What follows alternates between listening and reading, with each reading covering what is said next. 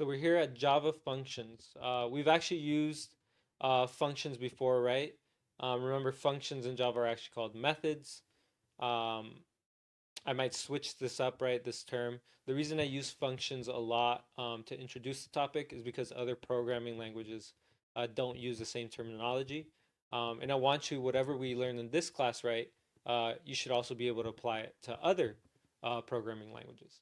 The reality is most programming languages are very similar. They just vary in syntax. So anyways, Java functions, Java methods. We've used them before from the standard library. Now we're ready to write our own. So what is a function or method, right? AKA method in Java. Well, it's a block of code that performs a specific task and can be reused throughout the program. When we run the scanner class and we use next line method, it's actually executing a pretty big block of code. Now we're going to be able to write our own methods to execute any block of code that we want. Why is that useful to store a block of code inside of a method instead of just copy and pasting it everywhere? What's going to organize your code? It's going to help you avoid repetition instead of putting, 50 lines of code, copy pasting them over and over again. You can just call on a method. You can say, "Hey method, can you run that 50 lines of code?" And it avoids, right, you copy pasting and being super repetitive, keeping our code dry. Do not repeat yourself. So making programs easier to read and debug. When you run a method and there's an error in the method, it's a little easier to identify it, right? Because you'll know, oh, this method's the one that actually triggered the error. It's going to help you break down complex programs into smaller steps. Um, and then a method is a function that's associated with an object or class. The reason these terms are interchangeable because technically all functions in Java are methods because everything in Java is a class. Even in our first programs, right, we're working off the main class. So that means any function in there is associated with the main class. So the real term we're going to be using is actually method. But again, I like to introduce it as function because other programming languages use that terminology. All right, so parts of a method. So there's several key parts that help you define how that method is going to work, its behavior. Number one, it's going to take a few slides to cover this one, is the access modifier.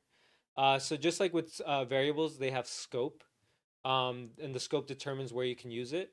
It turns out with methods, you actually have a little bit more control. You can actually give it much wider access than typically variables have with some of the scope examples we've worked with. So yeah, you'll have ability to fine tune who has access to those methods, which classes have access, which parts of the program. And then we have return type. So methods are all about input and output. I take something in, I do something, I output it. So the return type here, that's that second placeholder. We're gonna build our own method in the next couple videos. But yeah, the return type is the data type of the function's output. If this function is gonna shoot something out, give back some kind of value. Maybe it's a calculator, right? And you need the value at the end of the calculation. Then you have to tell Java, hey, what data type is that output gonna be? And then next up, the next token is the method name. The name of the function, name of the method, right? Just like we give our variables descriptive names, we're also going to come up with really descriptive names for our methods. Then we have parameters, which you can call params. You can call them arguments, args. These are the inputs. So, right, if we have an output, we also have an input. So parameters are the inputs that the function takes in. And then, of course, right, if we want to run a block of code, multiple times, we got to actually write the block of code inside the method. So that goes between our brackets here, our curly braces. And this is where you can write your 5 lines of code, your 50 lines of code.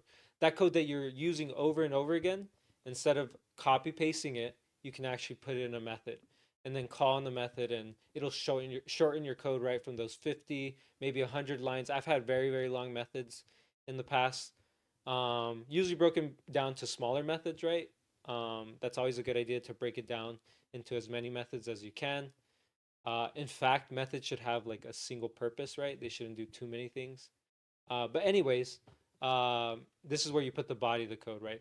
The actually meat and potatoes, right, of that method. What is it going to do? You put that here. We'll talk about return statement. It's pretty much tied into return type. We'll talk about that in the next videos.